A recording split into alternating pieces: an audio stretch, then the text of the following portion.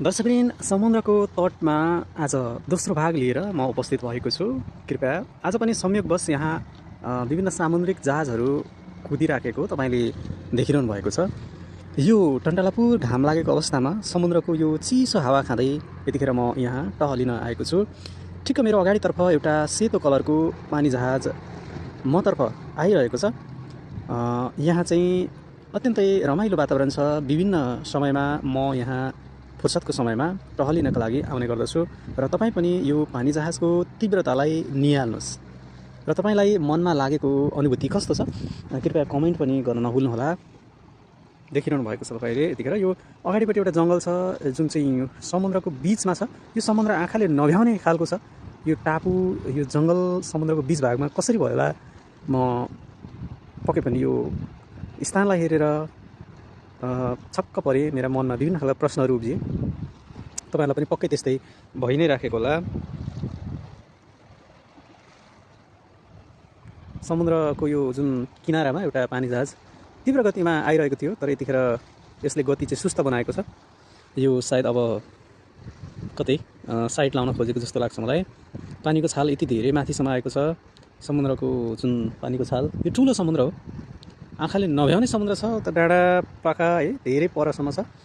यो समुद्रमा चाहिँ अब यो जहाजले गति चाहिँ एकदमै कन्ट्रोल गरेको छ। गति चाहिँ धेरै कम गर्यो। देखिरहनु भएको छ ठुलो पानी जहाज हो। त्यति धेरै ठुलो त होइन, तर यहाँ चाहिँ अब उता साइडमा आउने पानी जहाज चाहिँ ठुलै पानी जहाज हो।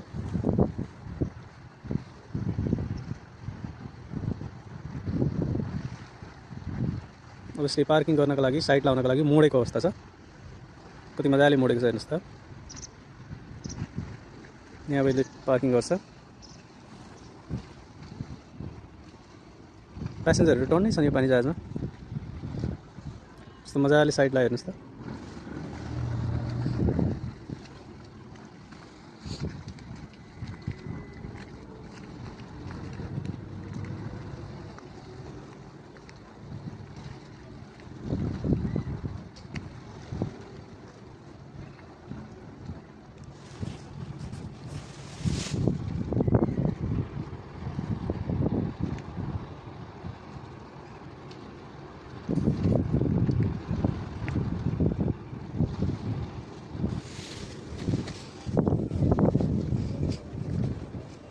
साइड लाउँदाखेरि यस्तो गर्ने रहेछ। उतापट्टि गएर ट्याक्क चेनले बान्ने रहेछ साइडमा।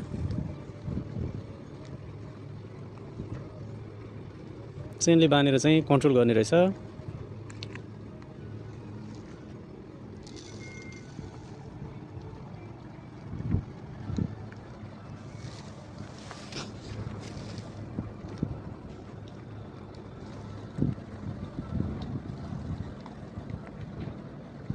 दुवैतर्फ चेनले बान्ने रहेछ।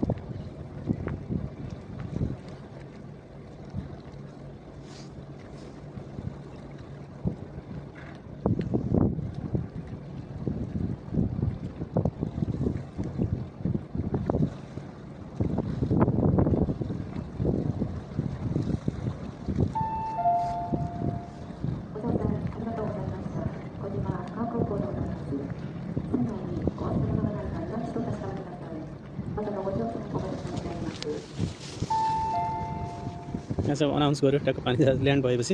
यहाँ बाटो छ, अब टक्क बाटो खुल्छ होइन। बाटो खुलेपछि टक्क यहाँबाट आउँछन् मान्छेहरू र यो रमाइलो दृश्य तपाईँलाई मैले देखाएँ त साथीहरू।